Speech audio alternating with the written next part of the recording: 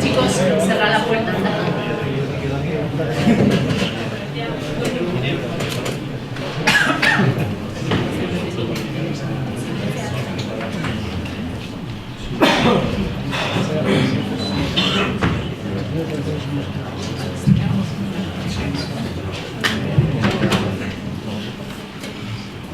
Bien, buenas tardes, bienvenidos a todos a esta Facultad de Geografía e Historia. El decano,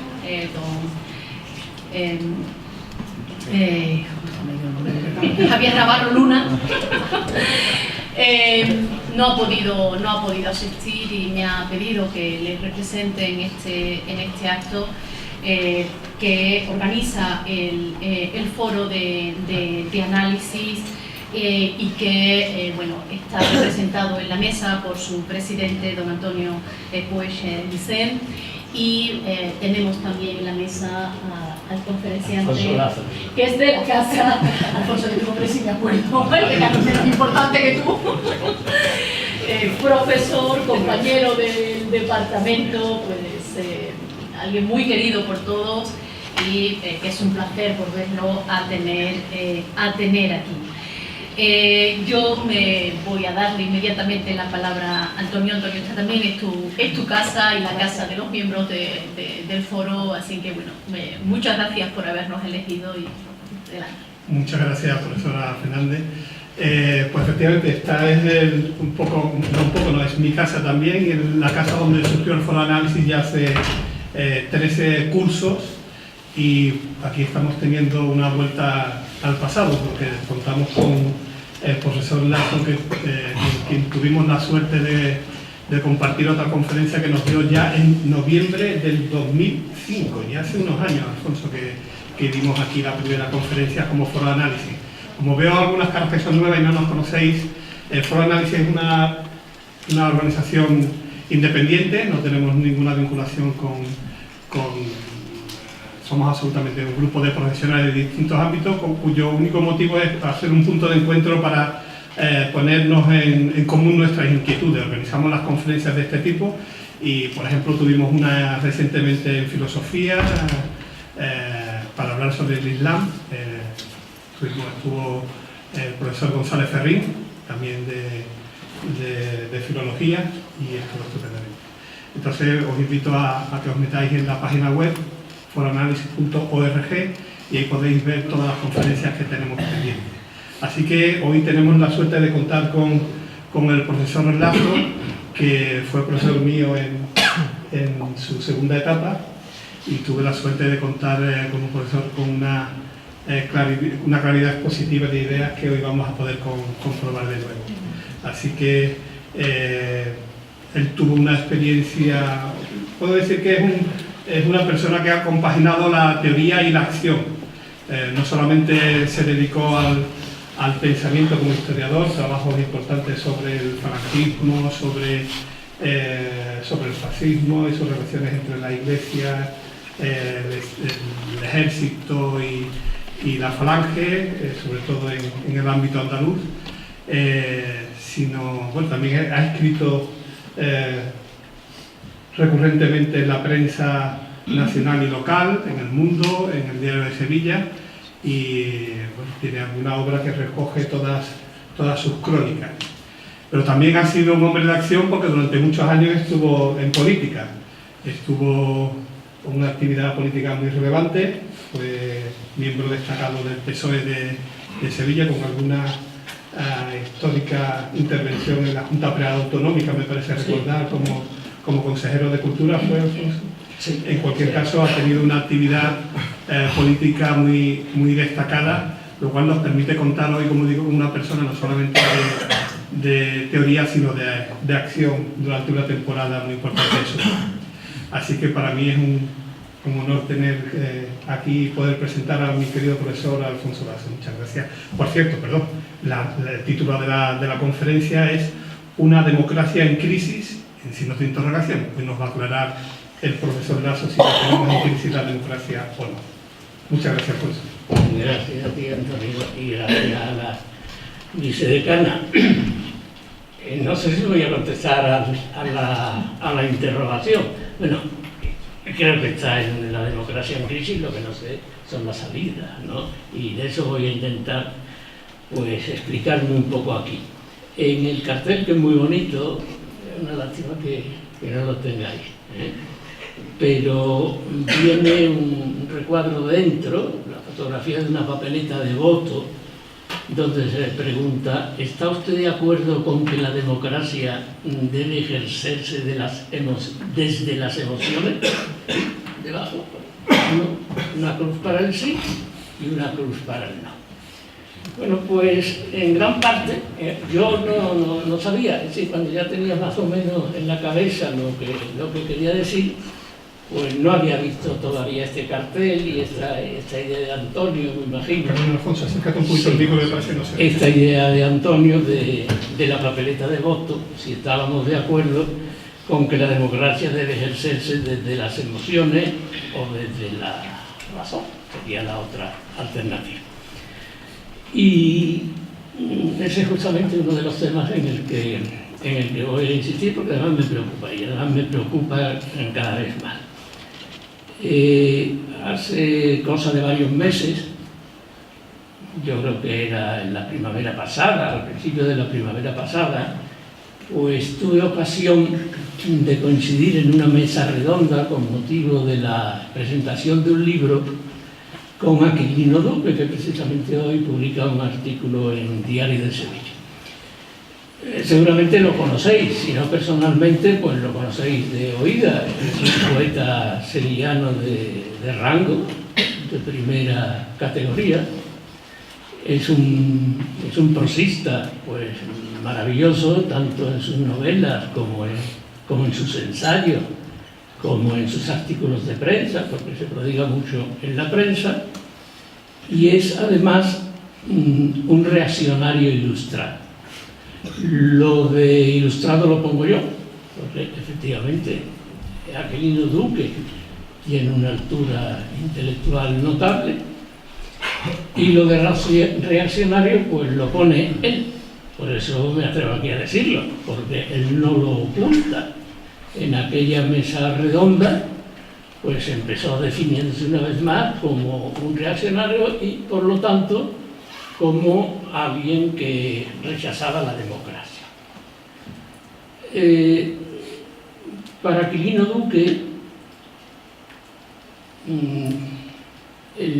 la sociedad ideal, o el sistema político ideal, por eso también se le puede llamar, aunque sea un reaccionario ilustrado, sería aquel, lo dice en alguno de sus libros, también lo dijo en aquella ocasión, en aquella mesa redonda, es aquel sistema donde existen todas las libertades, empezando quizás por la más importante, la libertad de expresión, pero no hay democracia.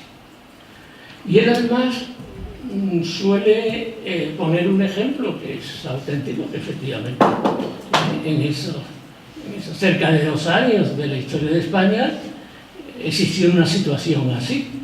Me refiero al periodo que va desde la muerte de Franco, el 20 de noviembre de 1975, pues, a la celebración de las primeras elecciones democráticas, el 15 de junio de 1977, y que corresponden en su mayor parte, no en todo, esa especie de año y medio largo, pues al gobierno de Adolfo Suárez. Y él dice, bueno, eso es lo que a mí me gustaría.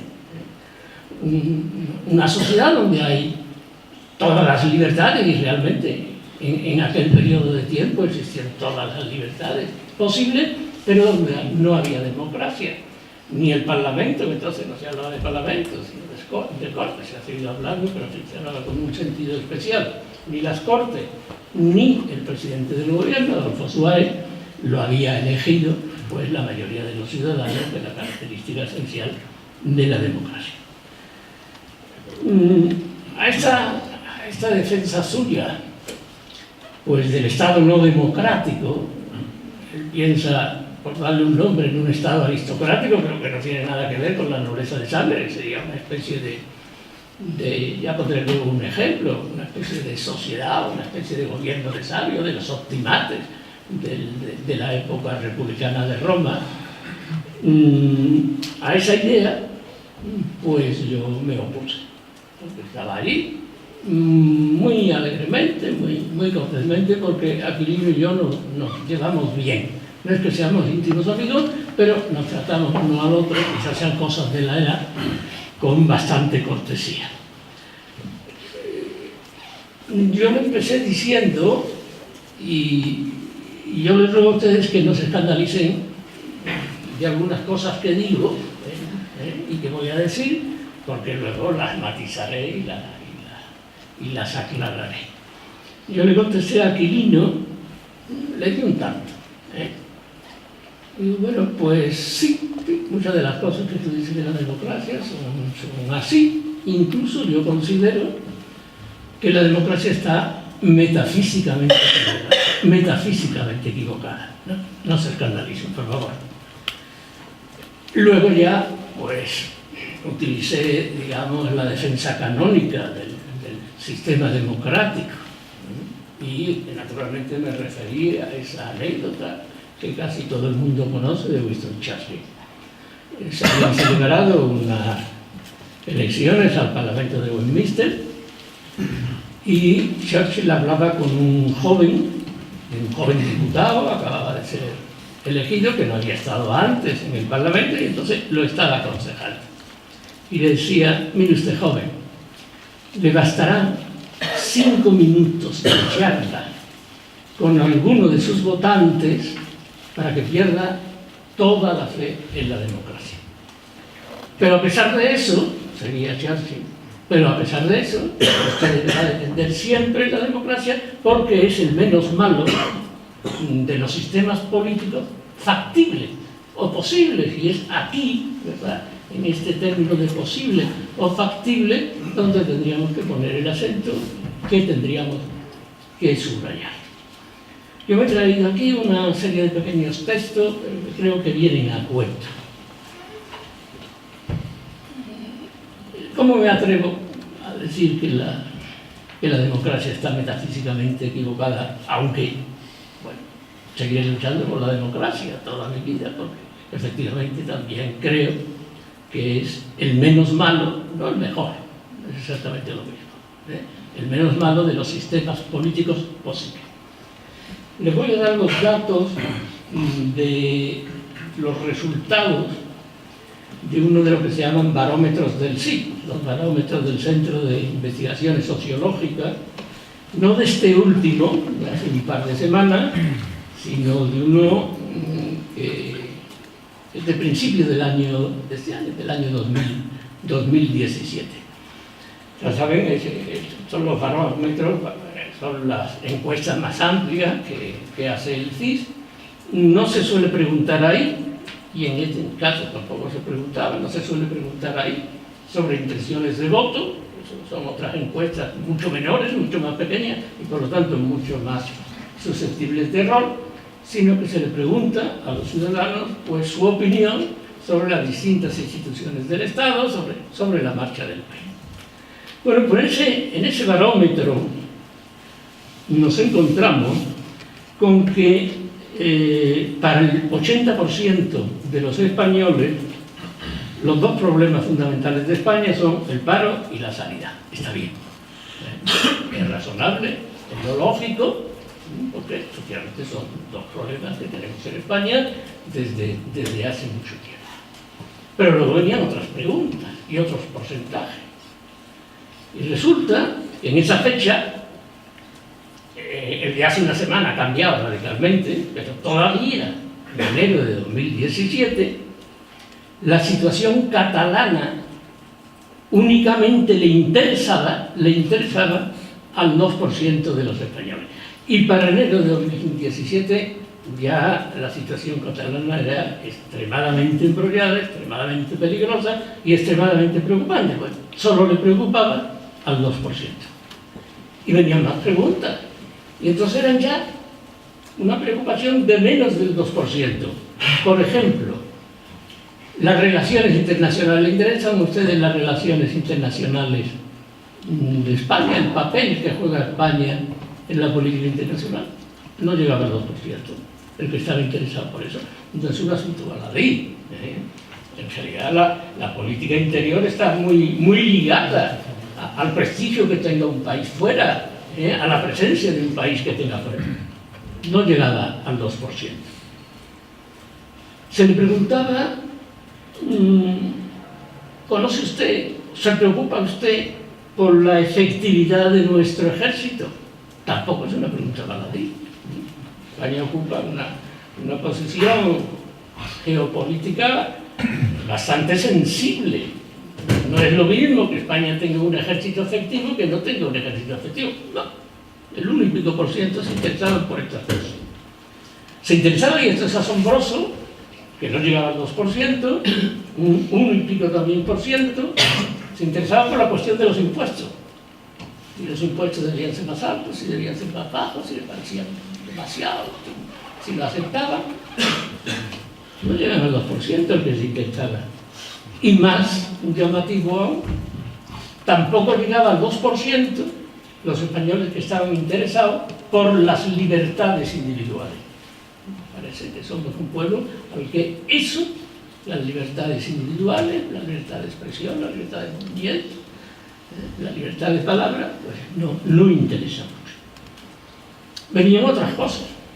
El 50%, y ahora haré una matización inmediata sobre este 50%, confesaba, porque aquí hay que expresar esa expresión religiosa, que no había leído ni un solo libro el año anterior.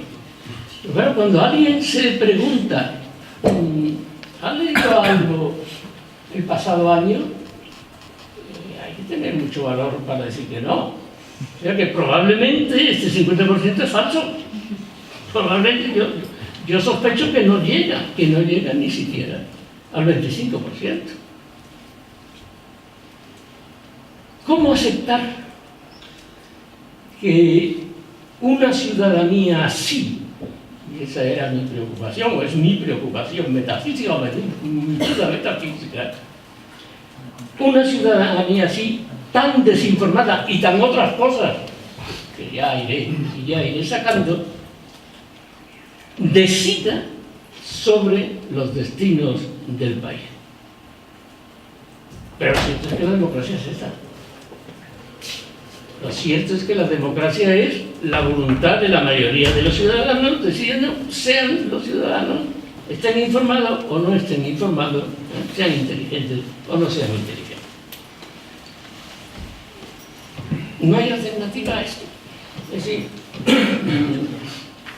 no podríamos encontrar un modelo que no tuviese esta dificultad inicial. Bueno, sobre el papel hay muchísimos modelos que se le ocurren a uno, y modelos preciosos.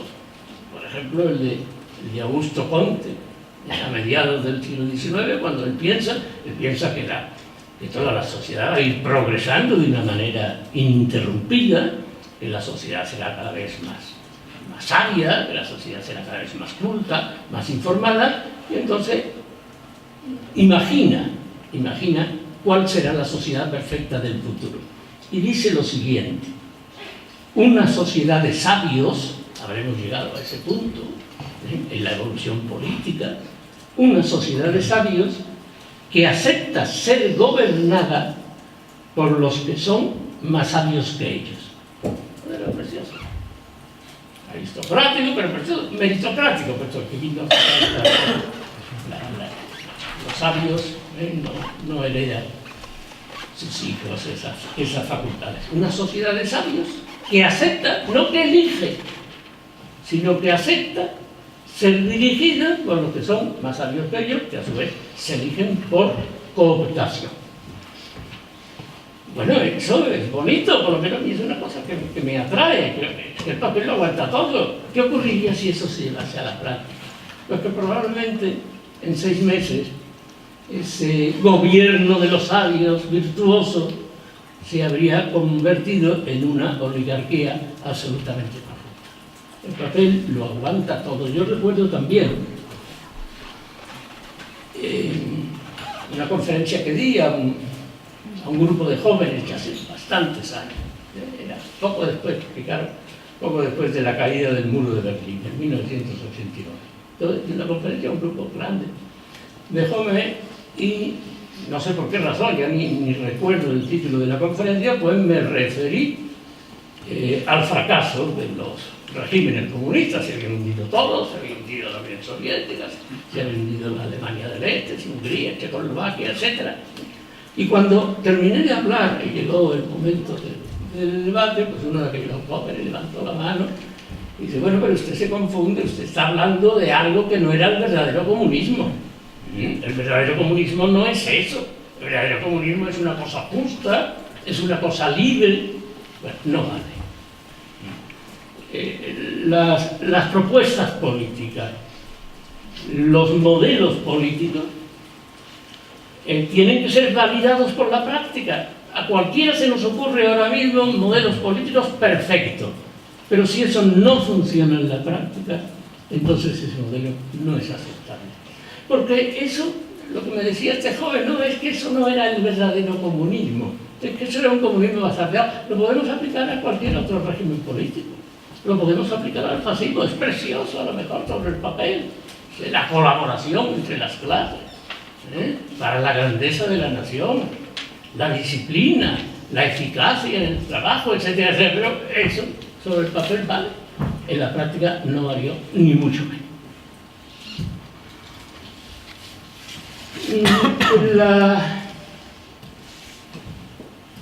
La historia de la democracia, bueno, es muy elemental. Hasta ahora hemos distinguido pues 2 etapas muy fáciles, muy evidentes, que, por desgracia, yo creo que hay que añadir una tercera etapa en la que estamos entrando, o la que ya estamos bastante bien. El siglo XIX pues sería el siglo de la democracia militante, la democracia que lucha contra el antiguo régimen, grandes bloques. El siglo XX sería el de la democracia triunfante, la democracia se consolida. Estoy hablando de Europa, y toda esta intervención mía se está refiriendo a Europa. Lo que ocurre en otras partes del mundo, incluso democrático, lo que puede ocurrir, por ejemplo, en los Estados Unidos, no entra aquí. Me estoy refiriendo a Europa.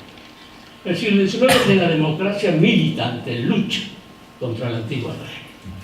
El siglo XX es de la democracia triunfante,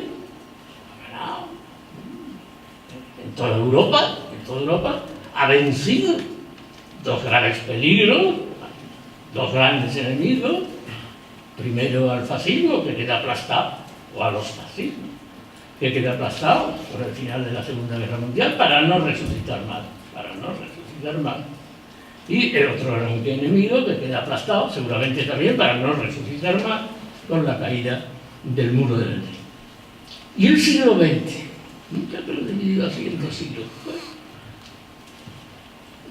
toda la impresión, no creo que sea solo impresión mía, está siendo el de la democracia decadente. Tan decadente que puede, no lo vamos a ver por fortuna, por lo menos yo lo digo para mí por fortuna, esto no va a ser para mañana, todavía queda por delante todo el siglo XXI, y aunque a lo mejor algunos de los que estáis aquí tenéis la suerte de ver el siglo XXII, bueno, no es lo normal. Lo lógico es que no lo veamos, pero puede llegar a ser el siglo XXI el fin de la democracia también. Los síntomas son alarmantes. Yo creo que no hay ningún ciudadano medianamente informado en estos momentos en Europa que no hable de la crisis de la democracia. Y por eso se me ocurrió el título de esta charla. Una crisis además que se manifiesta todos los días en una serie de fenómenos que se van haciendo populares en el sentido que van siendo conocidos, a los que le damos un nombre. Yo creo que es un síntoma de crisis grave el absoluto desprestigio de los partidos políticos, porque sin partidos políticos no hay democracia. Están desprestigiados. De los barómetros del sí que yo les hablaba antes, yo antes los recibía, durante unos años los estuve recibiendo mensualmente. Bueno, pues vi todo el proceso hasta llegar a la situación actual.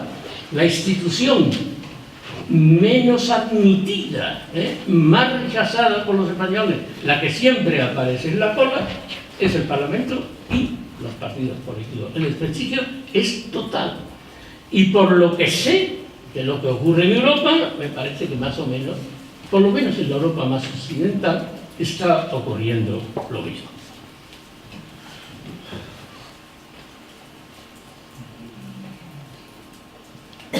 Otro síntoma de lo que se habla continuamente, los populismos. Da igual, llamemos populismo de derecha, da igual que lo llamemos populismo de izquierda. Es algo que no compagina, no encaja muy bien con el mecanismo democrático. O todavía más llamativo, la aparición de los nuevos Césares. A principios de los años 20 del siglo XX, pues Spengler publicó un libro que fue popularísimo en su época, que todavía se reedita, ¿verdad?, que tituló La decadencia de Occidente. Pues él habla de la decadencia de toda la cultura, incluida ahí la política, sobre todo de Europa, y cómo esa decadencia de Occidente, que va a significar también la decadencia y la muerte de la democracia, va a dar paso a los nuevos Césares que llegan. Figuras carismáticas, pues que se presentan por encima de los partidos no valen, los partidos han fracasado, y entonces que adquieren una inmensa popularidad que lo acerca al poder o que llegan a estar en el poder. El último ejemplo, Macron. Exactamente en Francia.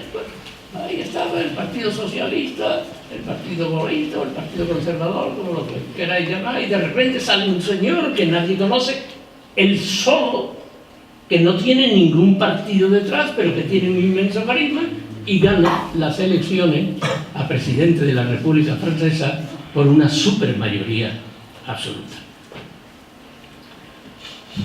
Entonces, ¿qué está pasando?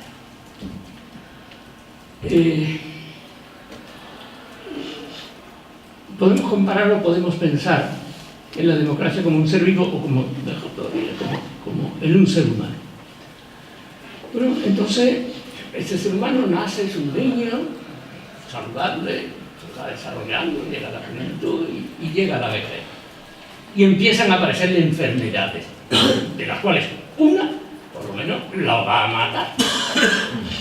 Esas enfermedades, pues, son de dos tipos. O bien taras de nacimiento, enfermedades genéticas, algo que nace, que está en el momento de nacer, pero que no se notará hasta que ese niño recién nacido llegue a las proximidades de la ancianidad, taras de nacimiento y enfermedades adquiridas, enfermedades que vienen de un lado y de otro. Quiero decir algo sobre esto. Y vuelvo a mi atrevida afirmación de antes. Hablo ahora de las taras de nacimiento. Eso de la democracia metafísicamente equivocada. Os leí una encuesta que parece el retrato de una sociedad. Sí. En esas condiciones no se puede decidir sobre los destinos del país. Y sin embargo tiene una fácil respuesta. Y usted, sí señor, ahí tenemos una persona que es un analfabeto, que está desinformado, que no sabe de nada, que es poco inteligente, pero esa persona así, tiene todo el derecho del mundo, es uno de los derechos humanos, a decidir sobre su destino y por lo tanto tiene el derecho al voto. No cabe otra cosa, por muy torpe que sea. Y es justo ese argumento, es adecuado ese argumento. Lo que ocurre es que ese argumento tiene una coletilla. Es bueno que sea así. Ese ciudadano tan desinformado, tan poco inteligente, tiene el derecho a decidir sobre su destino. Pero tiene también el derecho a decidir sobre mi destino. Ese es el problema. O sea, algo que estamos cansados de repetir y muchas veces no nos damos cuenta lo que viene detrás. Muy bien que decida sobre su destino, pero también sobre mi destino. Porque la democracia decide sobre mi destino.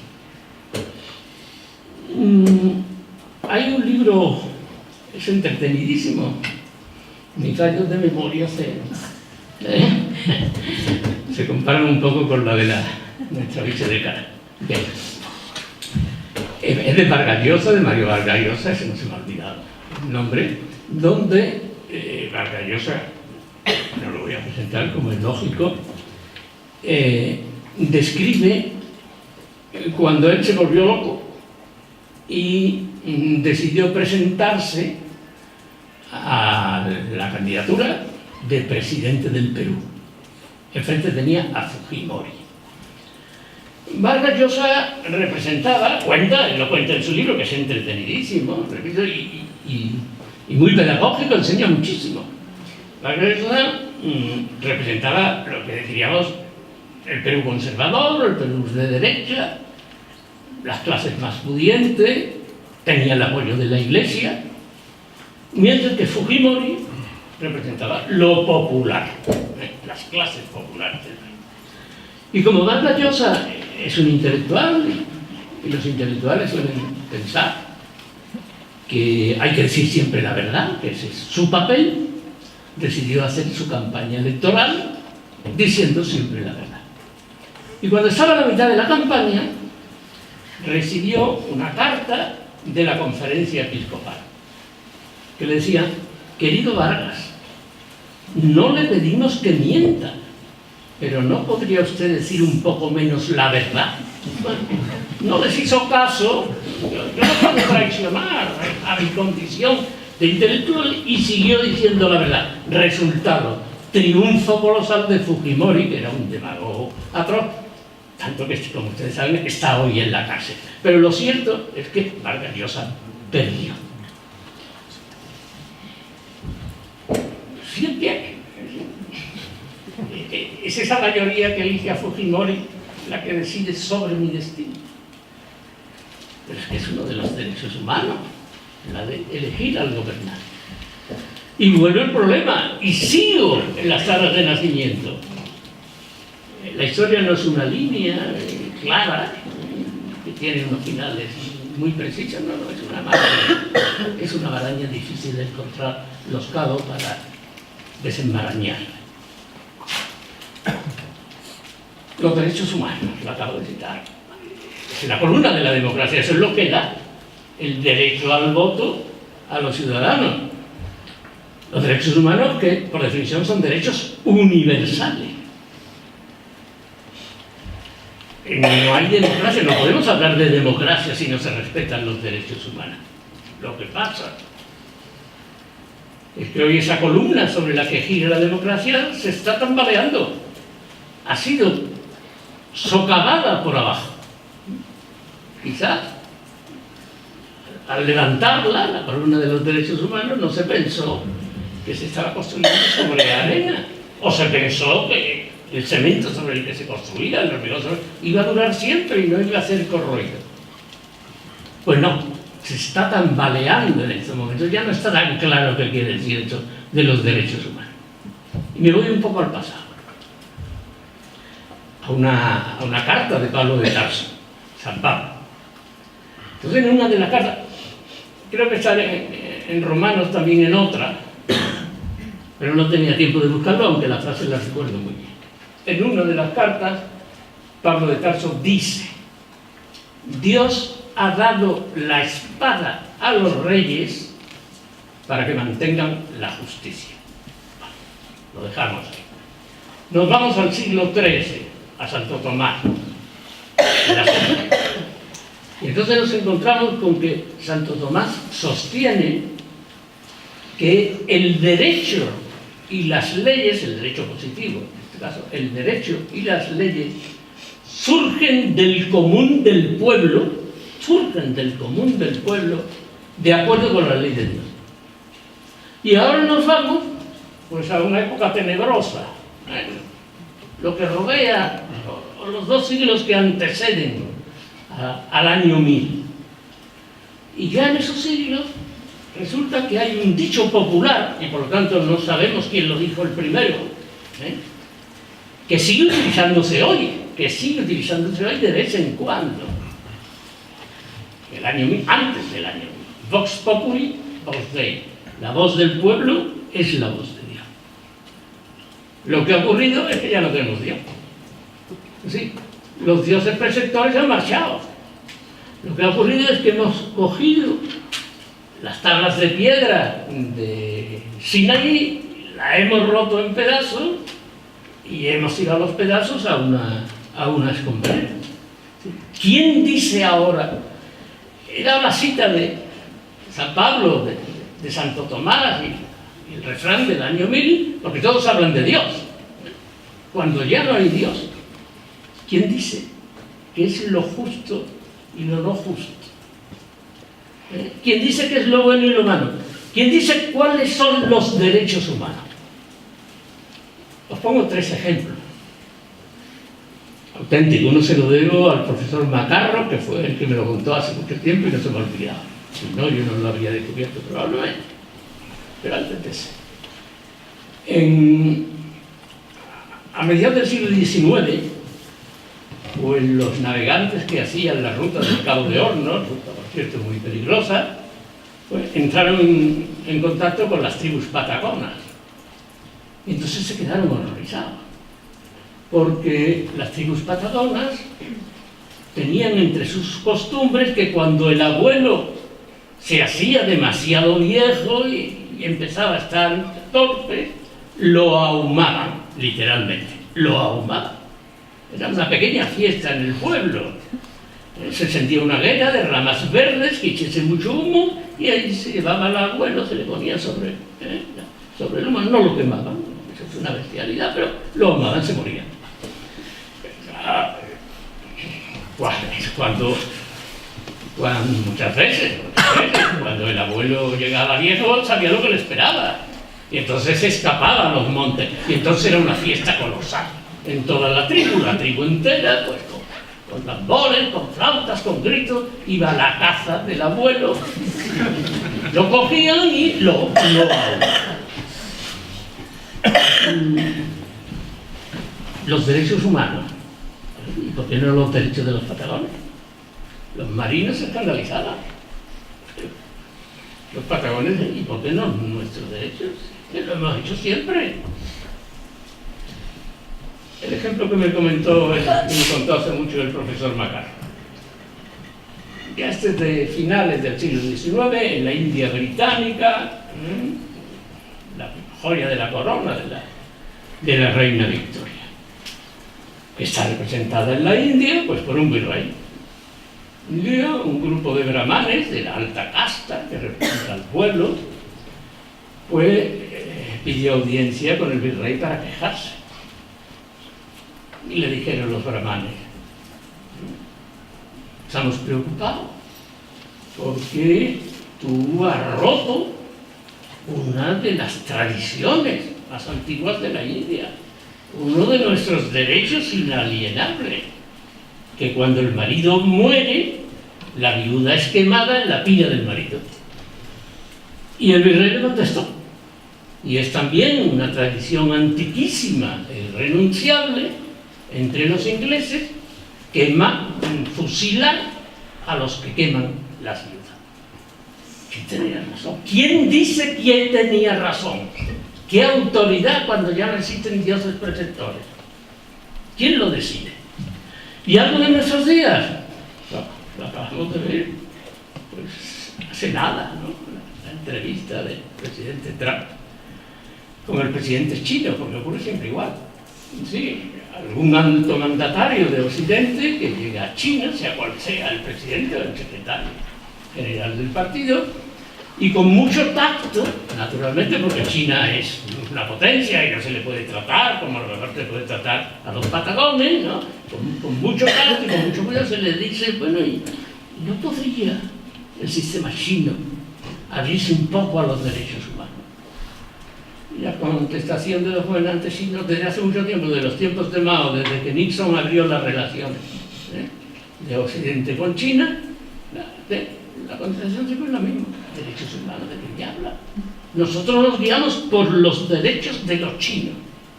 Y es natural, seguimos con el mismo problema. Esto lo han dicho naturalmente muy bien, pues los catedráticos de ética de nuestras universidades y de todas las universidades de Occidente, que intentan dar una respuesta a este atolladero. ¿Quién decide sobre los comportamientos en sociedad? ¿Quién decide sobre los derechos humanos? Adela Cortina, que es una de estos filósofos o filósofas especializada en cuestiones morales y ética, tiene muchos libros sobre eso. Pero, ¿por qué tengo yo que hacer caso a Adela Cortina? Hombre, si a mí me viene un dios, llega el dios Krishna y me dice, esto es lo bueno, pues yo diré sí. Pero si me viene Adela Cortina, ¿por qué le hago caso a Adela Cortina? Porque en cuestiones de moral, a falta de dioses preceptores, mi moral me la dio. ¿Cómo salimos de este atolladero? Hay teóricos de la democracia que intentan salir del atolladero. Le leo una cita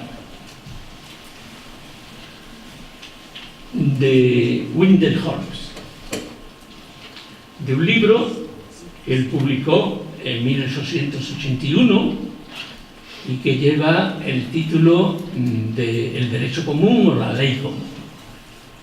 Un teórico de la democracia, atención, para que no se escandalicen con los gobiernos, un teórico de la democracia, dice así: a falta de una deidad preceptora que dictamine sobre lo bueno y lo malo, la última racha, la legitimación de las leyes y el derecho, es siempre la voluntad del más fuerte.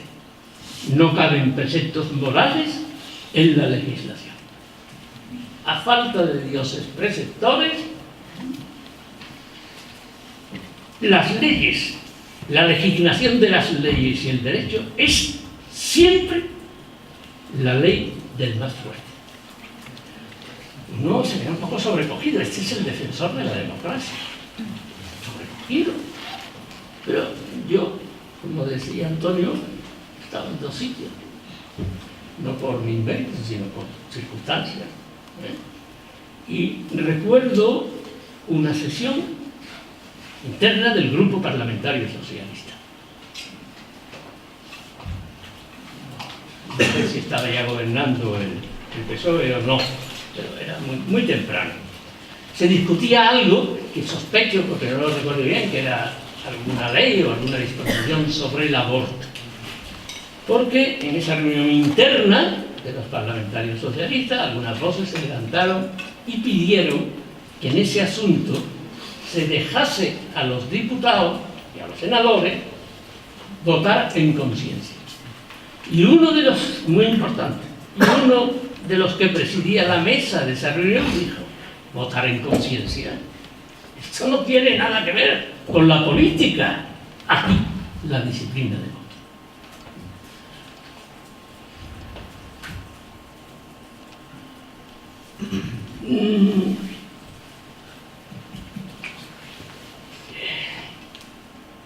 Una democracia que ya ve tambalearse los derechos humanos, una mayoría que no está muy clara lo que decide. Perdón, Ya sabía yo que me estaba despistando, porque hay una segunda parte en Wendell Holmes, el autor de que acabo de leer. Después de mantener que el derecho es la ley del más fuerte, añade, esta realidad inexorable, el derecho y la legislación, surge de la ley del más fuerte, es precisamente lo que legitima la democracia. Es precisamente lo que legitima la democracia. La voluntad de la mayoría imponiendo sus decisiones al margen del bien y del mal. Absolutamente lógico.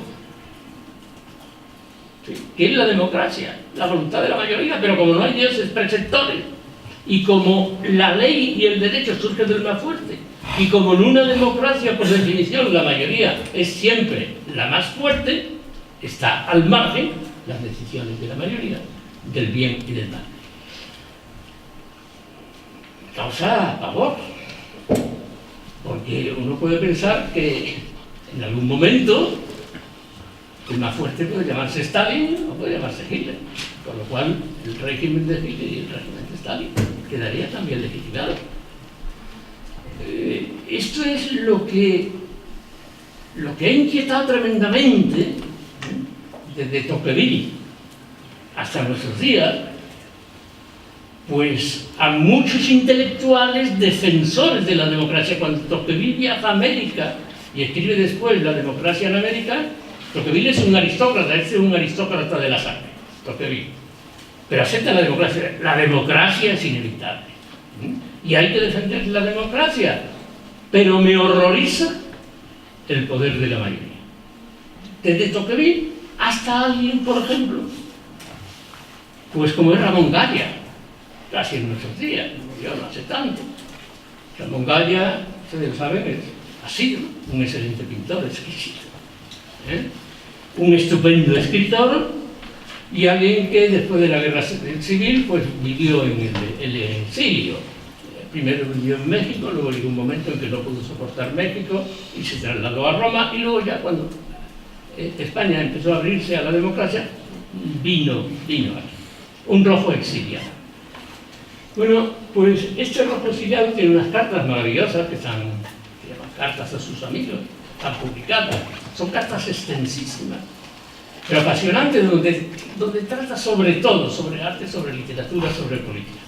Y en una carta que está especialmente dedicada a la política, una carta que llega a la fecha del 9 de septiembre de 1953, Ramón Galla dice: nada de privilegios, eso es para los plebeyos. Aristocracia, mucha aristocracia, es decir, obligaciones, el rojo exiliado.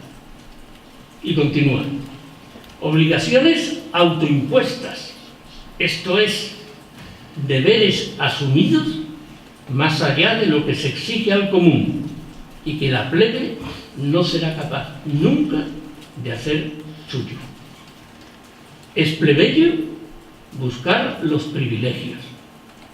Es el aristócrata, se pone antes que nada obligación. Pero seguimos en la confusión. La montaña defiende la democracia. Se tuvo que marchar al exilio. Esa es la enfermedad del nacimiento. Algo que bueno, ojalá luego ustedes intervengan y me den una solución, pero yo no lo sé. Pero luego están las enfermedades adquiridas, las que vienen de fuera. Los médicos suelen decir que focos infecciosos.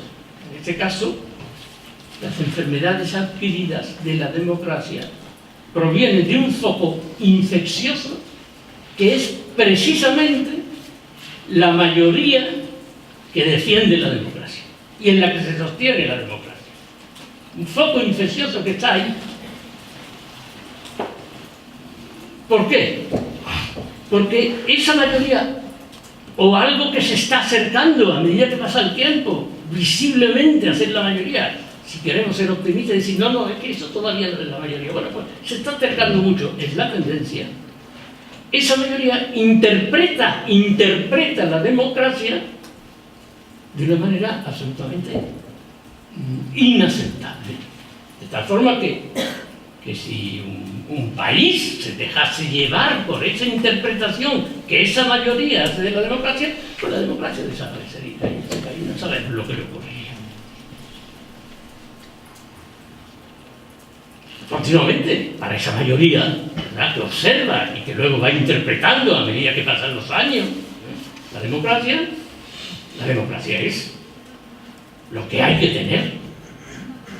Hay que tener la democracia, ¿no? Aunque sea menos malo, pero no hay alternativa, hay que tener la democracia. Interpretación, todo debe ser democrático. Eso es una barbaridad. La democracia es un artefacto inventado por el hombre, exclusivamente político, que sirve para la toma de decisiones y que no se puede llevar fuera de la política. Y si se lleva de la política, crearía un caos. El arte no puede ser democrático nunca. La ciencia no puede ser democrática nunca. A los científicos no se les elige por sufragio universal, se cooptan entre ellos. Yo me negaría a ser operado de apendicitis por un médico que ha sido elegido por sufragio universal. De ninguna manera, yo quiero que los médicos sean elegidos por los médicos, por los mejores. No se puede llevar a la ciencia, no se puede llevar por razones obvias a la religión. Pero pues empezamos en una universidad, me parece un disparate llevar la democracia a la universidad. Eso fue una de las conquistas, por ponerlo entre comillas, de 1968, cuando hay que romper la jerarquía dentro de la universidad entre profesores y alumnos. Todos somos iguales, yo recuerdo, en esta facultad, días de huelga, días de paro estudiantil, donde los alumnos decidieron, puesto que los profesores no contaban, eran el enemigo y por lo tanto no se les daban su clase, darse clase entre ellos. Yo les digo, ¿qué ocurrió? Pues no. La universidad es jerárquica por la fuerza. Y hay unos derechos y unos deberes de los profesores y hay otros derechos y otros deberes distintos de los alumnos. Otro de las vigas de la democracia es la igualdad. Bueno, muy clara, igualdad ante la ley, eso está claro. Igualdad ante la ley y igualdad de oportunidades, eso está claro. Pero aquí viene la interpretación. Y aquí viene esa enfermedad que llega de fuera, de la mayoría que está sosteniendo la democracia. Todos somos iguales. Si todos somos iguales en relación con la ley, sí. Si todos somos iguales de partida, igualdad, sí. Pero todos iguales no es verdad. Los hombres no son iguales. Las personas son distintas. Hay personas inteligentes y hay personas torpes. Hay personas trabajadoras y hay personas vagas. Hay personas ordenadas, hay personas desordenadas. Hay personas razonables, hay personas emotivas. Lo grave es que con frecuencia ante esta presión de la mayoría, que es creciente, los gobiernos ceden, o hay gobiernos que ceden, no todos, de ninguna manera.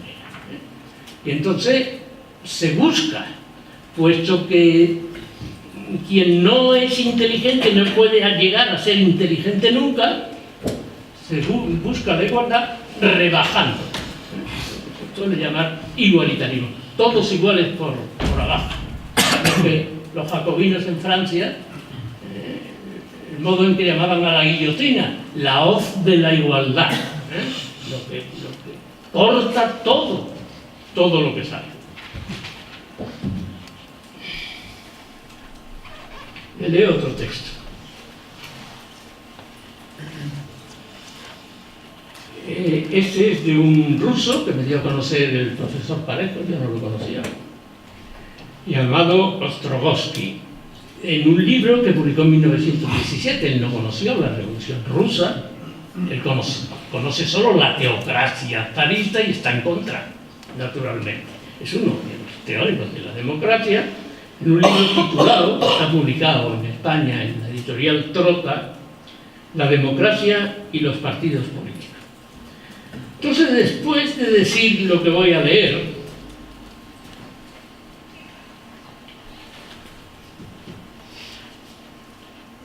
el pueblo es incapaz de gobernarse. La función política de las masas en una democracia no es gobernar, de lo que serían incapaces, siempre será una pequeña minoría la que gobierna. La función de las masas en una democracia es aterrorizar al gobernante. Pues sí, en realidad es así. Es decir, viene, todo lo inculta, todo lo que ustedes quieran, ¿verdad? Y un desastre, la interpretación que hace la democracia. Pero por lo menos aterrorizado, ¿verdad? Claro, el gobernante tiene que tener mucho cuidado con que las cosas le gusten o no le gusten a esa mayoría. Porque si no le gusta, lo echa, y eso le da terror. Y otra, yo creo que es la peor, otra interpretación de esa mayoría a la hora de ver la democracia. La mayoría siempre tiene razón. Eso es la enfermedad más grave. Porque si la mayoría siempre tiene razón, si la mayoría es igualitaria en el sentido de igualdad por abajo, lo que estamos entrando es en una democracia totalitaria. Otra expresión escandalosa, pero esa no es mía. Es de un historiador de hace mucho tiempo, Leigh Talbot, que tiene un libro que se llama Los orígenes de la democracia totalitaria. Esa fue la democracia jacobina, que es lo que estudia Leigh Talbot, ¿verdad? Los jacobinos, la mayoría siempre tiene razón, cuando tienen la mayoría es el periodo del terror y la minoría va a la guillotina. Pero esa también, la democracia hitleriana en sus inicios.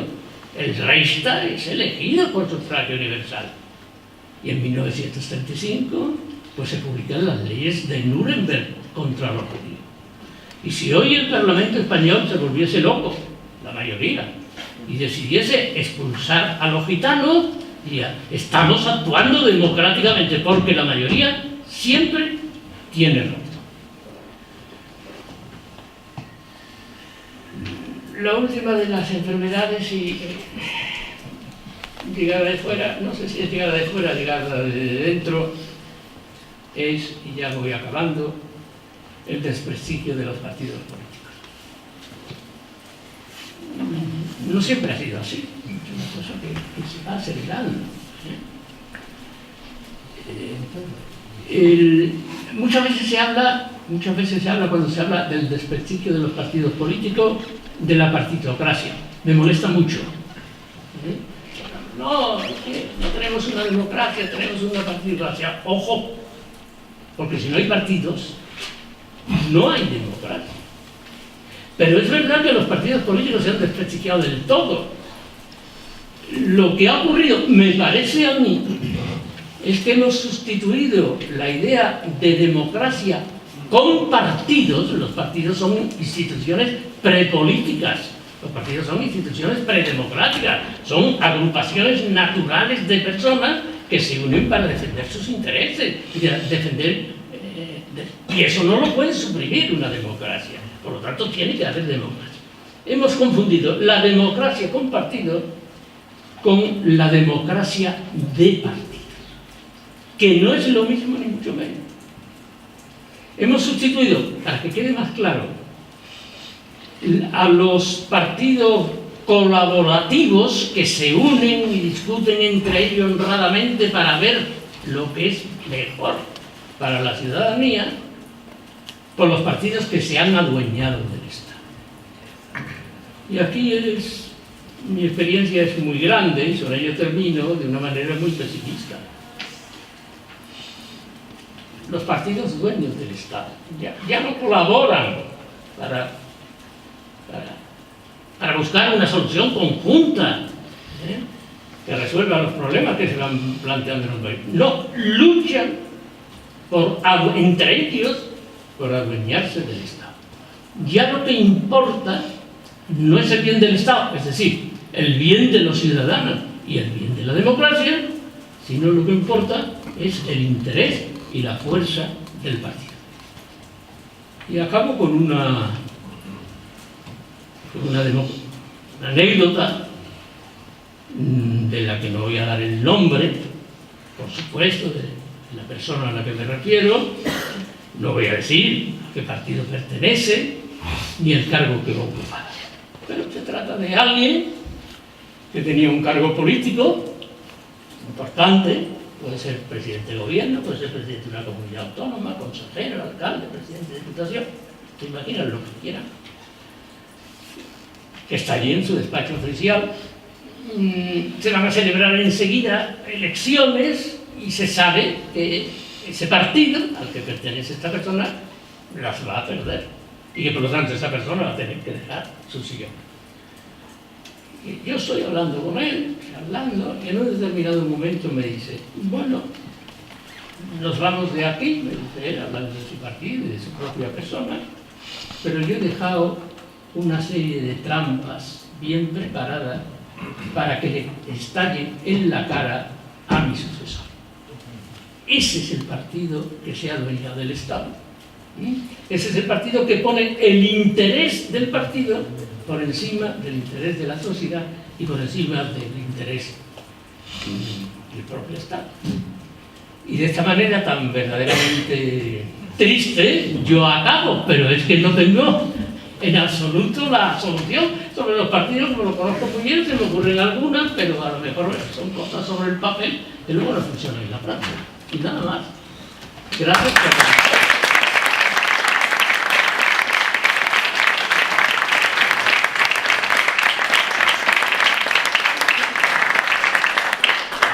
Muchas gracias al profesor Lasso por su claridad expositiva de la que siempre hace gala. Parece que se sabía perfectamente nuestro lema, que agitamos conciencia en el foro de análisis. Hoy no sé si ha agitado o ha zarandeado, nos ha zarandeado todo. Así que a partir de ahora seguro que tu exposición ha generado, has provocado seguro muchas dudas, muchas inquietudes, y que seguro que le damos oportunidad a los que estáis aquí para hacerle las preguntas que quieran convenientes al profesor Lasso. Así que a partir de ahora podéis ir levantando la mano y preguntar o bien comentar. Me ha gustado mucho la conferencia del doctor Lasso, y me parece muy bien el título, que podría ser desde el principio, de la democracia emocional. Sí. Pero claro, hay una democracia que podría ser, digamos, una democracia también enferma, en donde no haya emociones.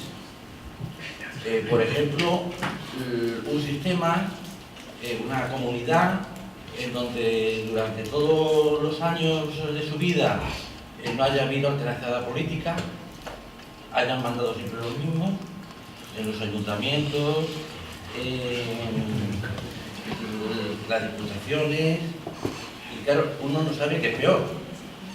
Entonces, me parece que en la taxonomía que ha hecho el profesor Lasso, quizás este también es, vamos, un mal grave que nos acecha tanto. Aunque yo prefiero perfectamente y mejor, digamos, ese tipo de democracia, que no esas otras democracias en donde emocionalmente se puede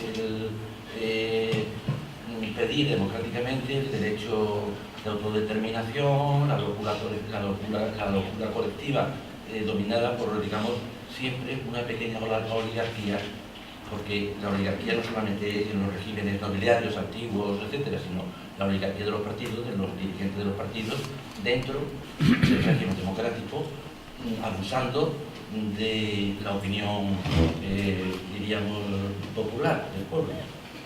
Bueno, Manolo, yo lo que creo que es lo mismo. Es decir, tú has hecho una distinción refiriéndote a las emociones. Por un lado, la democracia emotiva, siempre que estemos hablando de democracia, no de otra cosa. La democracia emotiva, que cambia las cosas o no las cambia. y por otro lado ha hablado de un sistema político, pero democrático, donde todo sigue igual, donde no hay alternativa, pero no porque esté prohibida, sino porque no se produce esa alternativa. Es igual, se está moviendo con las emociones. Es decir, esa mayoría que mantiene un gobierno 10, 20, 30, 40 años, no se mueve probablemente por la razón. Vamos, estoy seguro que no se mueve por la razón. En gran parte se mueve también por las emociones, aunque todo esté quieto. Es que hay una emoción, digamos, viva, activa, emociones activas, y hay otras emociones místicas. El emocionado va en trance y se queda quieto. Pero no responde a una razón. La frase "yo voy a votar a fulanito, aunque fulanito me arruine a mí y a toda mi familia", es evidentemente una frase emotiva, no tiene nada que ver con la razón. Y eso puede estar originando esa estabilidad más o menos maligna de la que tú hablas. Es igual. En dos casos las emociones, unas emociones llevan a actuar de una manera, otras emociones llevan a una quietud absoluta, porque las emociones se mueven por símbolos, no se mueven por la razón, se mueven por símbolos, y esto es lo bueno. Esto que se llama así con tales siglas, por llamarse así, por tener siglas, es lo bueno, punto. Y a eso voy a votar. Luego también puede haber un efecto razón y un efecto histórico, pero ya esto es otra cosa. En las emociones, yo creo que el ejemplo que tú has puesto para los dos tipos de situación, el de los cambios y el de la estabilidad absoluta, es igual tan emotiva, es una situación como otra.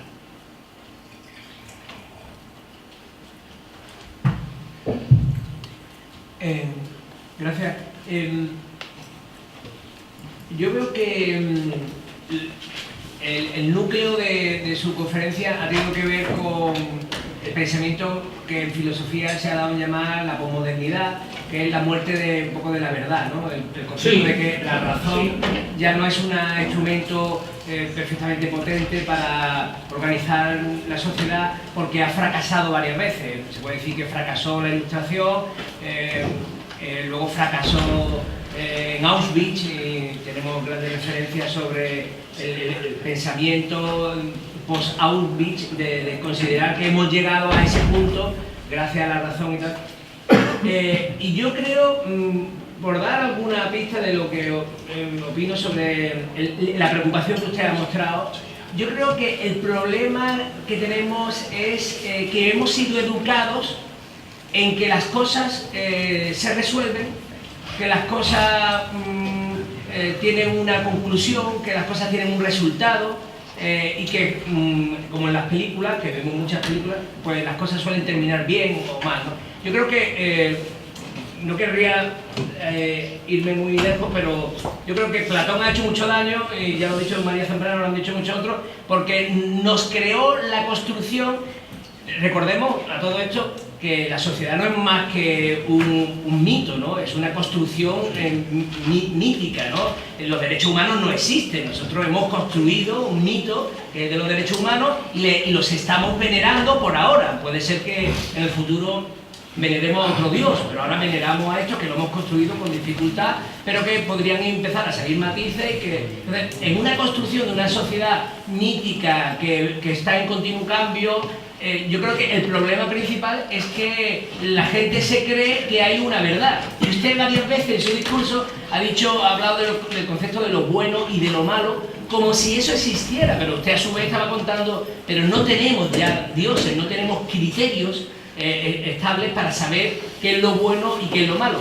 Entonces, claro, desde Platón le decía, como se nos ha creado la construcción de que existe una verdad, aunque esté muy lejos, en el mundo de la idea, y alguien puede acercarse a ella, pues la gente está todos los días viviendo como si la verdad pudiera ser encontrada y se pudiera luchar. Pero yo creo que deberíamos de acostumbrarnos a vivir en la absoluta inseguridad. El día que todos, un poco parafraseando a Nietzsche, ¿no? El día en que todos realmente asumamos que la vida es compleja, que no hay una verdad absoluta, que tenemos que construir entre todos un discurso día a día, que el discurso es cambiante, que tal. Cuando los niños aprendieran eso desde pequeño y supieran que lo normal es la inseguridad, la inestabilidad, que las parejas van a cambiar, que el amor no es estable, que la familia no es un constructo social que puede modificarse, pues cuando llegara el conflicto lo vivirían de otra manera.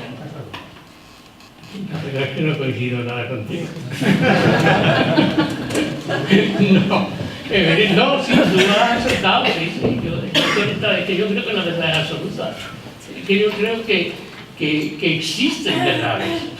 No que haya una verdad y una verdad, muchas verdades, pero son verdades. Es un ejemplo que pongo muchas veces. Yo cierro la mano y entonces pregunto, ¿tengo una moneda en la mano o no? Y habrá una parte que digan, pues no tiene nada, el Pocholazo tiene la mano vacía. Y otros que dirán, sí, tiene una moneda. Bueno, es obvio que uno está en la verdad y otro está en el lugar, porque no tiene nada.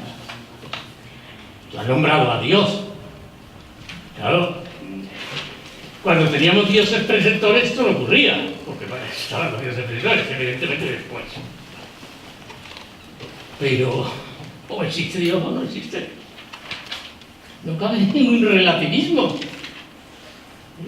O existe o no existe la posmodernidad, que es el pensamiento débil, todo puede ser verdad, todo puede ser mentira. Yo la considero profundamente equivocada. En ese problema esencial de si existe o no existe Dios, pues mire usted, los dos, los que existen Dios, no existe Dios, uno de los dos está equivocado. Por fuerza. No puede haber una sociedad que sea totalmente atea, convencidamente atea, porque en efecto Dios no existe, y una sociedad que sea creyente, porque en efecto Dios existe, no es posible. O sea que la posmodernidad para mí es un desastre, porque, claro, y tiene ese discurso, hasta en los detalles. El fracaso de la Ilustración, hombre, depende. Tú dices, bueno, desde Auschwitz, digamos, el discurso canónico del fracaso de la Ilustración, ya no se puede hablar de Ilustración. Es que los nazis no eran ilustrados. Es que eran profundamente románticos. Es otra cosa completamente distinta. Es justo la contraposición de lo ilustrado. Eugenio Dors, que ya nunca se habla hoy, pero que tenía cosas sensatas. Eugenio Dors no creía en las leyes de la historia, yo tampoco creo en las leyes de la historia. Pero sí creía en lo que él llamaba las constantes de la historia. Una de las constantes que él señalaba era lo barroco y lo clásico, que existían todas las épocas. No solo en el siglo XVI, XVII, no, siempre había algo clásico contrapuesto a algo barroco. Y la columna dórica es clásica y la columna corintia es barroca. Bueno, pues, y también ponía otro ejemplo, siempre hay una constante del enfrentamiento entre lo ilustrado, lo racional, decía él, y lo irracional, la ilustración y lo romántico. Los nazis no eran ilustrados. Esa idea de que Auschwitz es una consecuencia de la ilustración es completamente falsa, históricamente equivocada. No, fue un movimiento romántico. Y en todo su caso, Goebbels lo decía, en alguno de sus discursos. Vivimos el siglo del romanticismo de acero. Se reconocían como románticos. Y lo eran, lo eran. Lo que pasa es que hay que utilizar las palabras bien, que sí. El romanticismo no es el amor romántico, evidentemente, sino que estoy hablando de otra cosa, ¿no?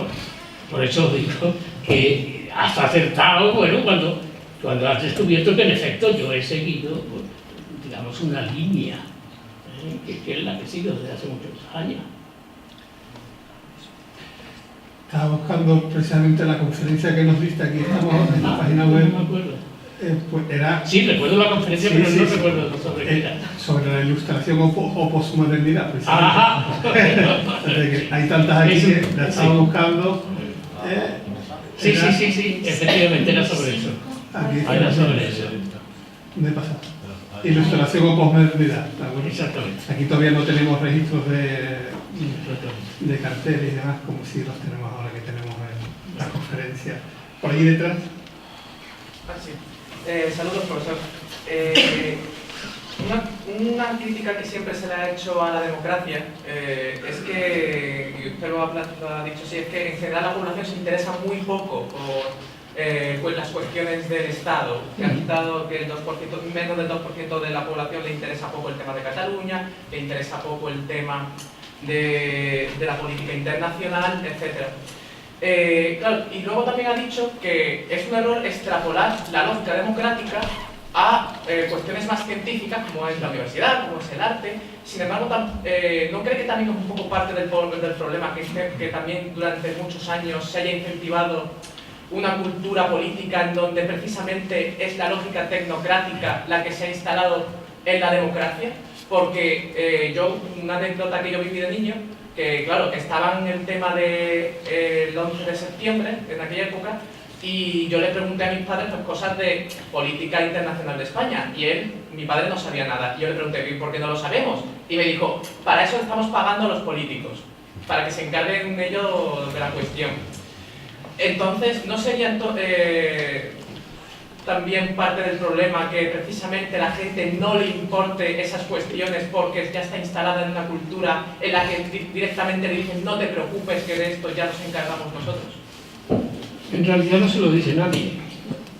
Es decir, puede que ocurra eso, pero claro, si tú te vas a otro régimen político, la cosa es mucho más acentuada, como comprenderás enseguida, ¿eh? Incluso en ese ejemplo tan bonito de Comte que he puesto, la sociedad de sabios que confían en los que son más sabios que ellos y por lo tanto confían en su decisión. Es decir, que sí, que sin duda que existe eso, y hay mucha gente que lo dice. Y a lo mejor en el caso de España no estén tan equivocadas, ¿eh?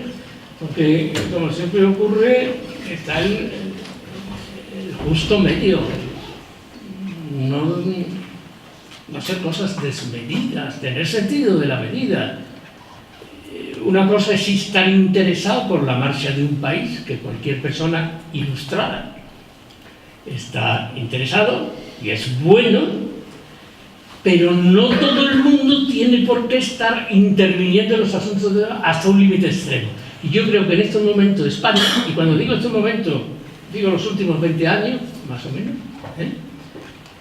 Y quizás sea, eso ya no es una crisis de la democracia, en todo caso será una crisis de España. Hay una hiperpolitización. El profesor Macarro podría hablar de esto muchísimo mejor que yo cuando hablase si habla de la hiperpolitización de la época de la Segunda República. Una hiperpolitización, una politización extrema. Hay que tener un justo medio. Hay cosas que dicen, bueno, esto está para que lo resuelvan los políticos, pero yo tengo mi opinión. Y en base a esa opinión, que esto es lo esencial, voto. El problema es cuando no tengo opinión sobre nada de lo importante y por lo tanto no voto. Oiga, que no es lo mismo el gobernante A que tiene estas ideas sobre las relaciones internacionales que el gobernante B que tiene esta otra. No. A mí me preocupa mucho, hay muchos peligros naturalmente, unos son más fuertes, yo he planteado lo que me parece más fuerte. A mí me preocupa mucho el discurso de la democracia directa, aunque no se crea esa expresión, pero es una cosa que dentro de la crisis de la democracia se va extendiendo. Todos tenemos que intervenir en la dirección de la política. Lo veo peligroso. Lo veo peligroso porque no existe tal cosa. Ni existió en Atenas, que no era además una democracia, pero ni existió en Atenas, ni puede existir obviamente hoy la democracia directa. No es posible reunir a millones de personas en la Plaza de España para que decidan. Eso es absurdo. la defensa de la democracia directa termina o bien, en el mejor de los casos, en pura anarquía, o bien en la dictadura clásica, es decir, el sistema asambleario. Toda la sociedad interviene continuamente, normalmente conduce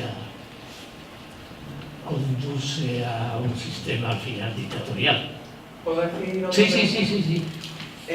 También también es otra crítica recurrente el miedo desde el siglo XIX a la tiranía de la mayoría, de que una mayoría se imponga a las minorías. Sin embargo, yo al menos creo que lo veo así. No sería más correcto decir que es que la democracia desde sus inicios siempre ha sido despótica en ese sentido y que se ha ido, digamos, haciéndose más libre a medida que ha pasado el tiempo, porque mirando la vista atrás, yo lo que veo es que la gente que suele quejarse o temer el despotismo de la mayoría son los que viven muy cómodos en la democracia, porque, porque para un negro en el Mississippi de principios del siglo XX, yo no creo que él temiese a la tiranía de la mayoría, ni a las mujeres antes del sufragio, ni a los indígenas en Estados Unidos. Incluso un hombre blanco, minero, pobre, él tampoco tenía la tiranía de la mayoría. De hecho, yo lo que estoy viendo es que más que producirse un constante temor a la tiranía de la mayoría, yo lo que veo es que esa mayoría, esa tiranía se ha ido haciendo cada vez más abierta, que cada vez esa tiranía de la mayoría se ha ido abriendo más y más. ¿Por qué ahora deberíamos temer más a la tiranía de la mayoría? No. Vamos a ver. El temor a la tiranía de la mayoría que sienten muchos demócratas no tiene nada que ver con la situación personal de esa persona o con la situación económica de esa persona. Tiene mucho que ver con la situación intelectual de esa persona, con su capacidad intelectual. Mira, fíjate lo que dice Ostrovsky, este representante de la democracia, un antizarista que no es desde luego un aristócrata. Lo que caracteriza a las sociedades democráticas es la brutal opresión de la opinión. En democracia es muy raro que haya un hombre que mantenga con coraje su opinión. Tendría que ser casi un héroe para enfrentarse a la multitud. Pero es que es así. Es decir, es que hoy tenemos un pensamiento obligatorio en Europa, y ya eso me llevaría muy lejos y no quiero entrar, y tenemos un lenguaje obligatorio opresivo, que es el de la mayoría. Entonces hay cosas que no se pueden decir, es la corrección política. No se puede decir porque ¿qué me meten en la cárcel? Yo soy un absoluto partidario de la libertad de expresión, con los límites. No puede insultar y no puede calumniar, pero aparte de eso, absoluta libertad de expresión. Pero ya no es así. Y pongo un ejemplo y no quiero entrar porque claro, esto no quedaría lejísimo. El verano pasado, la revista Arbor, que es una revista científica del Consejo Superior de Investigaciones Científico, publicó un artículo que se titulaba, es una pena, como no sabía que me iba a preguntar esto, pues no he recogido, no lo tengo aquí, el título del artículo, pero algo así es: ¿hay mujeres más allá del feminismo? Es un artículo de propaganda, ¿verdad? Un título que llamaba la atención, pero un artículo científico sobre encuestas, todas las mujeres son feministas, ¿hay mujeres más allá del feminismo? Reacción de un grupo de académicas, es decir, de universitarias, de profesores. Que se retire ese artículo de la revista Arbor, que se destituya al director y que se elija un nuevo presidente del Consejo Superior de Investigaciones.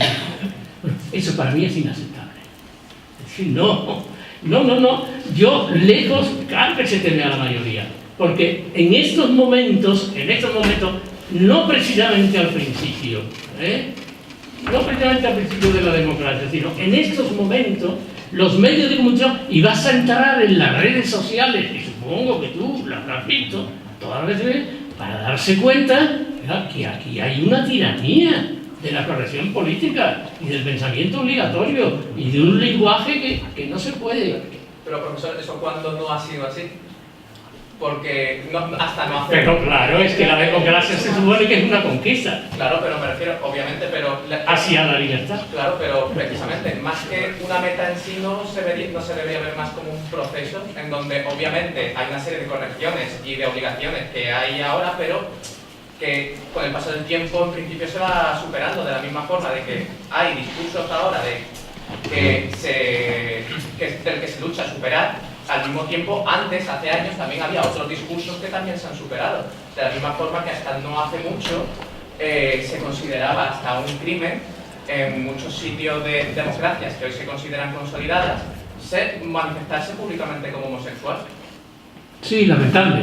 Es muy lamentable y son cosas que se van superando. Claro, pero es que aquí lo hemos superado al revés. Es decir, cuando yo estoy hablando de la corrección política y cuando yo estoy hablando del pensamiento obligatorio, no es un salto adelante, es un salto detrás. Porque si no hay libertad de expresión, no hay democracia. O tenemos una democracia totalitaria, que es el temor mío y de muchos otros. Oiga, que la mayoría toma decisiones, y muy bien, y las toma porque no hay otra manera de funcionar, toma decisiones. Pero lo que no puede entrar es en mi vida privada. La mayoría no puede dictar la moral de ninguna manera. Por eso está, pues uno se esconde y se va a las catacumbas y lucha contra eso, pero no puede dictar la moral. Porque ocurre lo que está ocurriendo, lo que me parece a mí que está ocurriendo en este momento. Estamos retrocediendo en la libertad de pensamiento.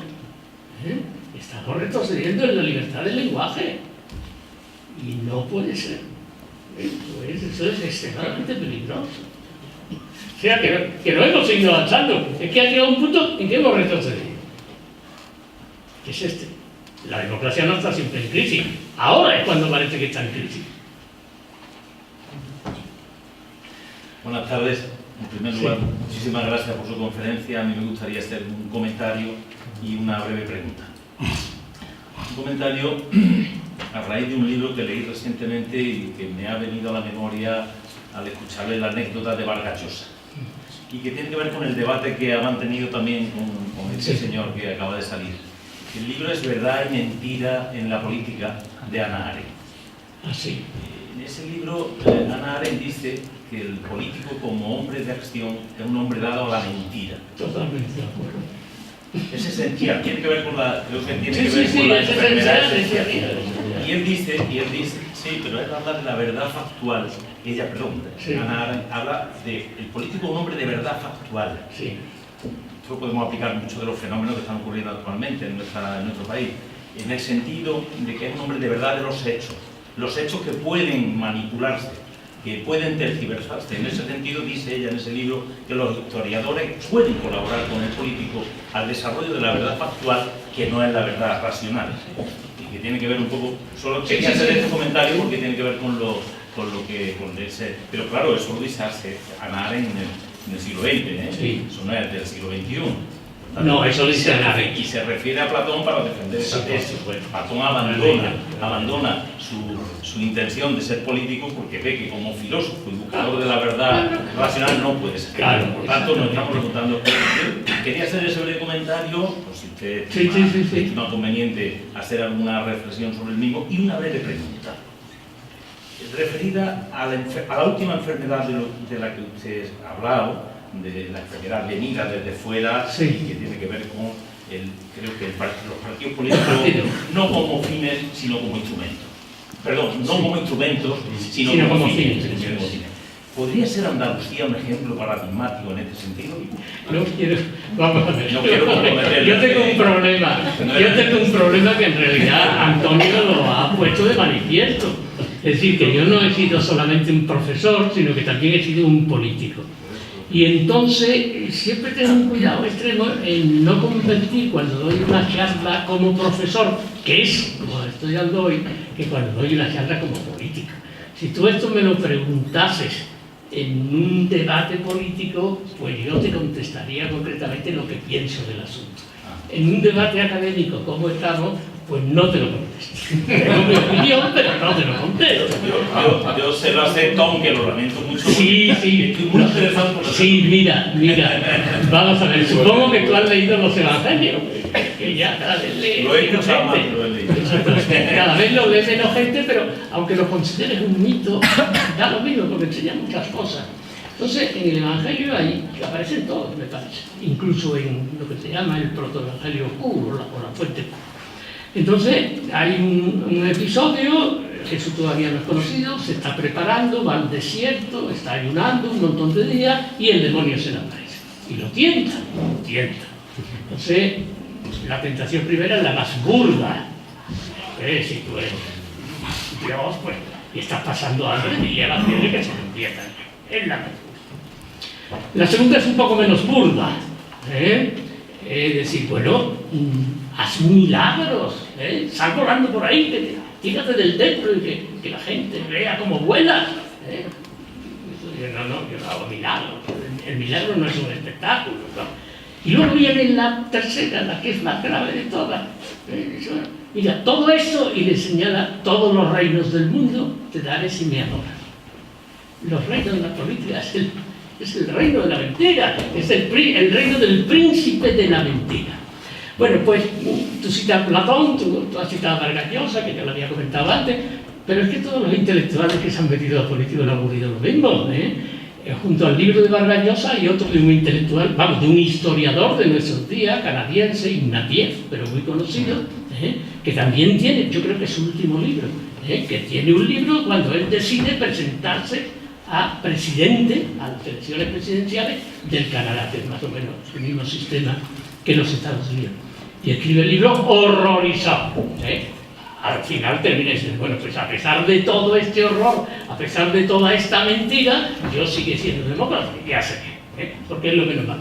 Pero es todo, es decir, primero le pasó a Platón, que casi lo venden como esclavo, ¿no? Justamente cuando se mete a político. Pero siempre ha sido así, Los intelectuales, si han querido mantenerse como intelectuales, meterse en política es un error garrafal. Víctor. Muchas gracias por su charla, profesor, nos ha gustado muchísimo. Mi pregunta tiene que ver con la parte del desprestigio de los partidos. ¿En qué medida cree usted que los medios de comunicación puedan tener parte de culpa en ese gran desprestigio de los partidos, ¿no? Porque muchas veces pagan justos por pecadores, o en todas partes mencionadas, y siempre al final dices, bueno, este partido es malo, pero en el fondo son malos unos cuantos, nada más, ¿no? Yo creo que los medios muchas veces... Sí, bueno, ahí he oído a alguien, no sé quién lo ha dicho, en todas. Bueno, pues sí, en todas, efectivamente. Los medios de comunicación tienen toda la culpa. Bueno, también los partidos, evidentemente. Pero en todas. Mira, cuando se celebran las primeras elecciones, las del 15 de junio de 1977, bueno, yo salí de diputado y entonces se reunió el Parlamento, el nuevo Parlamento, ya democrático, se tomaron unas decisiones. Lo primero que hay que hacer es el reglamento para ver cómo funciona esto. Así es que hasta septiembre, aquí se va a quedar una comisión trabajando para hacer el reglamento y en septiembre volvéis. Bueno, pues en el periódico más importante del país de ese momento, que no era un periódico antidemócrata en absoluto, sino que había hecho mucho por la democracia, salen unos titulares enormes. Los parlamentarios se suben el sueldo, es verdad, porque eran unos sueldos de miseria, se suben el sueldo y se van de vacaciones. Hombre, no. Y a partir de ahí, todos los periódicos, los parlamentarios. Una leyenda, por ejemplo, increíble, que se sigue manteniendo en los periódicos, que los parlamentarios que hemos dejado de ser parlamentarios cobramos una pensión. Les aseguro que no cobro ninguna pensión, nada más que mi pensión de jubilación como profesor, y que eso no ha ocurrido nunca. Y sin embargo, los lectores del periódico están convencidos de que efectivamente los parlamentarios cobran una pensión. Tienen que ver muchísimo. ¿Por qué? Porque el poder no es solo el poder político, hay mucho poder, el poder económico, el poder religioso en otra época y el poder mediático, que es enorme, más todavía. Os leí el texto de El terror de los políticos, que el deber en una democracia de la mayoría era aterrorizar al gobierno. Bueno, ¿Pero por qué lo aterroriza? Hoy, lo aterrorizan los periódicos y la televisión y los comentaristas y la radio. Eso es lo que aterroriza al gobierno. Le tienen pavor a los medios de comunicación y por lo tanto tiene mucho que ver. Los medios de comunicación son responsables. Lo que pasa es que eso no se puede decir en ningún medio de comunicación, como es obvio. Como es obvio. Lo puedo decir aquí, pero si yo escribiera un artículo en ese sentido, pues no me lo iban a publicar. Eso está claro. Macarena. Bueno, se está hablando mucho aquí de democracia y demás. Este hombre estaba diciendo una serie de cosas. Y hay una cosa que me preocupa mucho, que es el lenguaje. Entonces, democracia para arriba, crisis, no sé qué, bla, bla, bla. ¿Sabemos realmente lo que es una democracia? La mayoría no. Me voy a explicar. La gente tú le dices democracia y dice derecho a votar. Perdona, eso no es democracia. Hay sitios donde se vota y nunca han sido una democracia. En la España de Franco se votaba y no creo que Franco fuera un demócrata. Después, o sea, es un cúmulo de cosas que el de los derechos, cuando se habla de derechos, que es algo que a mí me hace mucha gracia.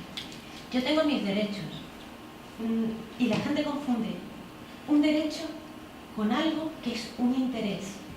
Tú tienes derecho a defender tus intereses, pero tus intereses no son tus derechos. Sí. Entonces ya empieza aquello a rodar. No, es que es mi derecho. No, perdona. Tu derecho es defender esto porque te interesa. Pero esto puede perjudicar a otras personas o esto no es prioritario para el conjunto de la sociedad. Es algo que no acabo de entender. Yo siempre he pensado que una democracia debería de ser no la voluntad del pueblo, que es una frase muy manera, porque ¿quién es el pueblo? Pues tan pueblo es el político que está en la Moncloa como yo, o como el señor que duerme en la calle. Yo creo que debería ser la voluntad del bien común, o deberíamos de entender democracia como la voluntad del bien común. Todo lo que sea en beneficio de eso sería democrático, igual que los derechos. El derecho sería entonces, y entonces no habría crisis o supuesta crisis de los derechos humanos. Para mí es que es la base, o sea, yo no entiendo, en mi Biblia, no puedo entender que alguien diga, no, los derechos humanos están en crisis. El derecho a la vida, el derecho a comer, o sea, no estamos hablando de tener un chalet o de tener, ni siquiera de un puesto de trabajo más digno, menos digno o más tal, sino el derecho a existir. Eso no puede estar en crisis, no puede ser descartado, bajo ningún concepto. Y esto de la sociedad posmoderna, que la verdad no existe, lo siento, la verdad, existe. Otra cosa, y eso me recuerda otro tema del lenguaje. La gente lo que hace es confundir. No, es que es mi verdad. No, perdona. La verdad es esta. Lo demás son tus circunstancias. Opiniones. Cómo tú te justificas ante algo que has hecho. Esté bien o esté mal. Pero tú te estás justificando. Pero no es la verdad. La verdad. O sea, si tú matas a alguien, esa es la verdad. Es un asesinato. Tú puedes decir, ha sido en defensa propia. Esas son tus circunstancias, pero no es la verdad. No sé si me... No, está explicado perfectamente y además estoy de acuerdo, realmente. O sea que... Entonces, había notado un par de Sí, cosas. Macarena, perdona, es que Ya está. si no te importa, es que se nos está haciendo tarde y quisiera darle la palabra a otra persona, si es una cosa muy breve. Esa es la pregunta. ¿Por qué no volvemos a redefinir, tanto filósofo como se ha hablado, por qué no se vuelve a redefinir y se hace de verdad una educación, un entendimiento de verdad de lo que debería ser una democracia? Y por supuesto yo no creo que la democracia esté en crisis, entre comillas, no más que hace 30, 40 o 50 años, 60 años. Sí. Vamos a ver si el problema es que te dije antes, es decir, no, es que lo bueno, lo de derecho, es que todos colaboremos al bien común y no para mi derecho. Sí, pero eso quiero decir, ¿quién está dispuesto a hacerlo? Esa es la cuestión, esa es la cuestión. Que no es una cuestión que vayas a un Macarena y te digan, oye, que hay que hacer... Se ríen de mí o de ti o de cualquiera, da igual. O sea que, bueno, si ya no hay dioses, se ha creado un problema y se puede resolver así, efectivamente. Como no revuelven el derecho del autor del derecho común en 1981. Bueno, se toman las decisiones de la mayoría, por lo tanto, el derecho y la ley es el derecho del más fuerte, punto. Pero tiene sus consecuencias, que también puede decir lo mismo Hitler y Stalin, que son los más fuertes. Pero no sé si seguiría existiendo el bien común. Sí, pero el problema es que sí, por supuesto, que existe el bien común. Pero el problema es que no hay quien diga que es el bien común. ¿Qué es el bien común? Ese es el problema. No hay quien diga que es el bien común. Sí se puede, sí se puede. No se puede matar ya. Ya no es profeta, que se habla ya ve. No. Es más simple. Como entremos ahí es un bucle. Es simple. Sí. Perdona, Manuel. Bueno, muy rápido. Yo iba a hacer una pregunta distinta a la que voy a hacer porque es que me interesa mucho lo que ha dicho ella y efectivamente la dificultad consiste en definir bien y delimitar la naturaleza de la democracia. Y yo es que creo que la democracia no se puede delimitar o definir en positivo. Es decir, hay una frase mucho que me gusta de Jacques Prévert que dice: sube de la felicidad por el ruido que hizo al irse. Es decir, podemos decir lo mismo de la democracia. En el momento en que no tenemos democracia, es cuando empezamos a ver sus perfiles. Seguro. Entonces, a partir de ahí, ha dicho usted una cosa, que ha dicho que la democracia, después de una democracia triunfante, hemos pasado a una democracia decadente, si no me equivoco lo que ha dicho. Sí. No estoy de acuerdo, porque ha utilizado para ello además una serie de enfermedades extrínsecas a la democracia que la ponen en peligro y tal. Yo es que creo que esa serie de enfermedades no son extrínsecas. Yo creo que ahí está el error de su lectura. Son intrínsecas. Y digo por qué. Porque la democracia no es tanto un valor como un metavalor. Es el valor que acoge todos los valores, incluso los que la ponen en peligro. Es decir, no podemos decir la democracia es esto o esto otro. No, la democracia es lo que permite que todo eso conviva. Incluso los elementos que vienen en su destrucción. De hecho, convivimos con el populismo, con el nacionalismo, con el no sé qué, desde dentro. Es decir, no son enfermedades que la van a matar, no, son tensiones con las que tenemos que jugar.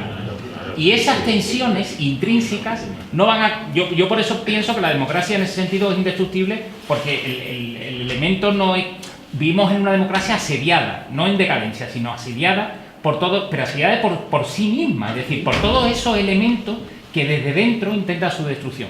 Pero es que la democracia es más que eso, porque ella misma acoge esos peligros como elementos estructurales y es capaz de una forma proteica, de incorporarlo y de integrarlo. Por eso pienso que es muy difícil acabar con la democracia, por ejemplo, con ese tipo de enfermedades, ¿no? El peligro del nacionalpopulismo, de las tiranías de la mayoría, todo eso, efectivamente son enfermedades, pero enfermedades propiamente intrínsecas, es decir, de la propia naturaleza de la democracia.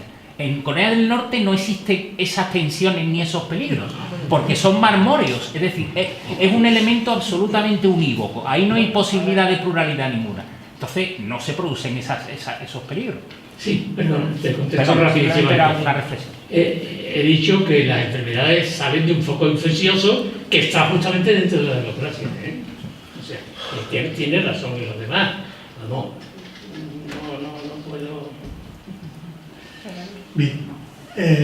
Antes de darle la palabra a la señora vicedecana para que cierre el acto, pues quería terminar agradeciendo al profesor Lasso su amabilidad viniendo aquí y habernos ilustrado con esta conferencia tan magnífica. Agradecerle de nuevo a la Facultad de Geografía e Historia que nos haya acogido en su casa, que es la nuestra también, y especialmente a la profesora Fernández que ha venido hoy.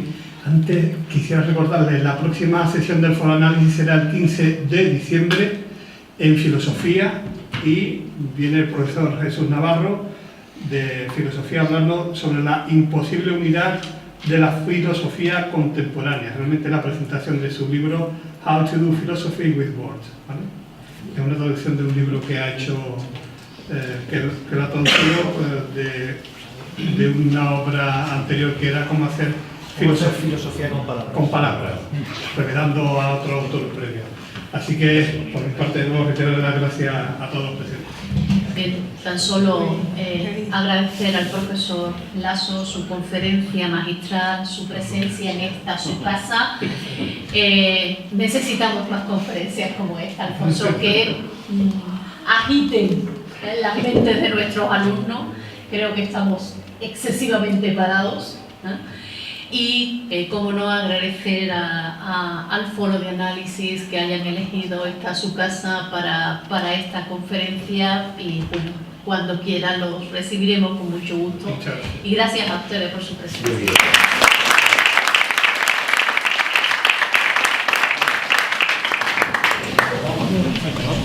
pesado. No.